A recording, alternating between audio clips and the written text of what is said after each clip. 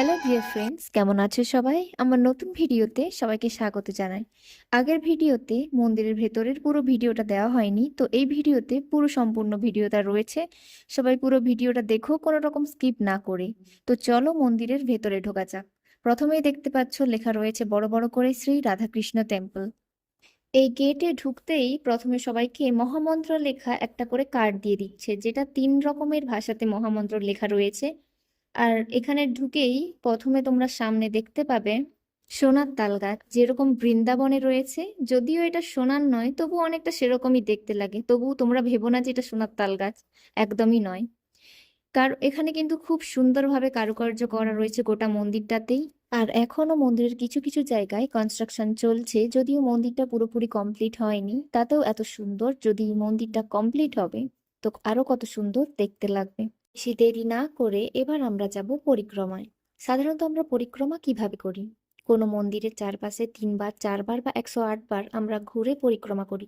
কিন্তু এখানে পরিক্রমার নিয়ম সম্পূর্ণ আলাদা। এই যে পাথরগুলো দেখছো, এই পাথরগুলোর উপর এক একটা পাথরের ওপর এক একবার করে মহামন্ত্র নাম 108 বার জপ করতে হবে, 108টা পাথরের ওপর। পরিক্রমা শেষ হলে প্রথমেই আমরা দর্শন করতে পারবো নরসিংহদেবের মূর্তি। আর তার আগে আমরা সেরে নেব আমাদের পুজোর বাজার। এখানে পুজো দেওয়াটা সম্পূর্ণ তোমার ব্যক্তিগত ব্যাপার। পুজো দিতেও পারো, আবার নাও দিতে পারো। আর এখানে ফলমূলের মধ্যে কি কি পাওয়া যায়? এখানে ফলমূলের মধ্যে শুধুমাত্র পাওয়া যায় কলা এবং একটা নারকেল, গোটা নারকেলই পাওয়া যায়। আর ফুলের মধ্যে শুধুমাত্র পাওয়া যায় লাল গোলাপ।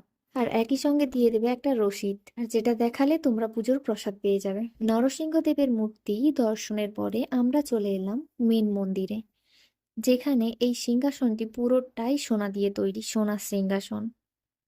পুরো মন্দিরটা কিন্তু অসম্ভব সুন্দরভাবে কারুকার্য করা রয়েছে। এই কারুকার্য শুধু কিন্তু সাউথ ইন্ডিয়ান নয়, এটা ওয়েস্টার্ন কালচার এবং সাউথ ইন্ডিয়ান কালচার মিলিয়ে মিক্সড করে এই কারুকার্য তৈরি করা হয়েছে। এখানে কিন্তু 3টি বিগ্রহ রয়েছে। প্রথমে রয়েছে রাধাকৃষ্ণের বিগ্রহ, তারপর রয়েছে শ্রীকৃষ্ণ এবং বলরামের বিগ্রহ, দেন তারপরে রয়েছে শ্রীকৃষ্ণ এবং শ্রী চৈতন্য দেবের বিগ্রহ। আর এখন চলছে পুজো পাঠ। আর এবার আমরা চলে এসেছি লাইব্রেরিতে।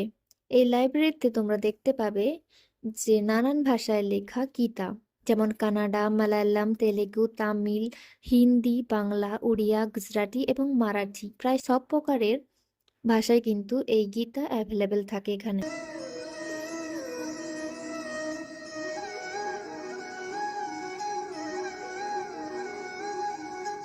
এখন আমরা চলে এসেছি ইসকনের ক্যান্টিনে। আর এখানে কিন্তু সব ধরনের ভেজ আইটেম পাওয়া যায়। আর এই যে ভেজের মধ্যে যে টাটাসগুলো রয়েছে সেগুলো কিন্তু খুবই টেস্টি, কিন্তু একটু হাই প্রাইস হলেও কিন্তু সব রকম টাটাসগুলো তোমরা ট্রাই করো, খুবই সুস্বাদু।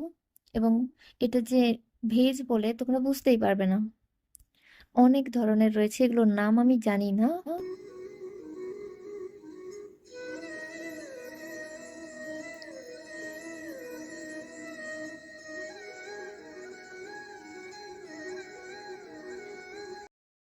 আমাদের পুজো দিয়ে পুরো কমপ্লিট, সো এখন আমরা ফিরে যাব নিজেদের হস্টেলে।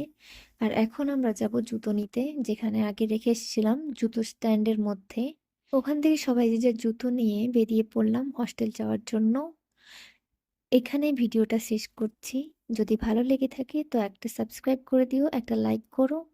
আর যদি না ভালো লাগে তো একটা কমেন্ট করো। দেখা হচ্ছে পরের ভিডিওতে।